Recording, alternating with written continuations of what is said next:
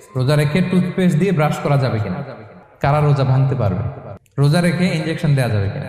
কিছু কাজ আছে যেগুলো করলে আপনার রোজা কিন্তু বাতিল হয়ে যাবে। কিছু কিছু কাজ আছে যেগুলো করলে রোজা ভাঙে না, বাট আমাদের মধ্যে কনফিউশন কাজ করে যে এটা করলে কি রোজা ভাঙবে। অনেকে বলে ইনহেলার নেওয়া যাবে, অনেকে বলে যে ইনজেকশন নেওয়া যাবে, অনেকে বলে অ্যানেস্থেসিয়া দেওয়া যাবে, অনেকে বলে এটা করা যাবে ওটা করা যাবে, মানে অনেক কনফিউশন। তো আজকে আমরা এটা জানবো যে এমন অনেক জিনিস আছে যেগুলো করলে আসলে রোজা ভাঙে না। বলেন আমার সাথে সাথে, রমাদান মোবারক,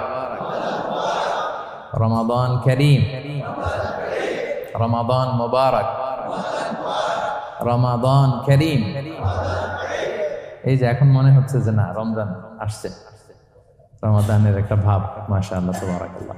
রোজার কিছু বিধিবিধান আছে, রুলস এন্ড রেগুলেশনস আছে।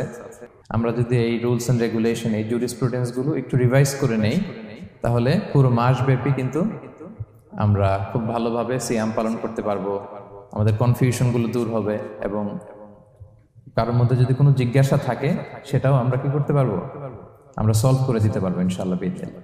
আসুন আমরা আমাদের নিয়তটাকে খালেস করে নেই যে আমরা কিছু দিনই কথা শিখবার জন্য, জানবার জন্য, নিজেকে আলোকিত করবার জন্য এখানে বসেছি।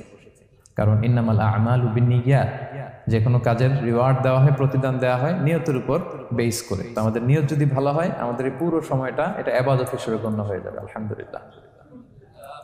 আল্লাহ তাআলা আমাদের এই বসাকে, এই শোনাকে, এই প্রোগ্রামে অংশগ্রহণ করাকে আমাদের নাজাতের ওসিলা বানাক। আমরা সবাই আওয়াজ করে পড়ি আমিন।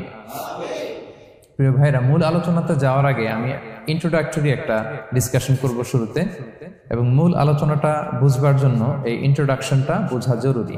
আমি আমার আলোচনা শুরুতেই সূরাতুল বাকারার একটা আয়াত তেলাওয়াত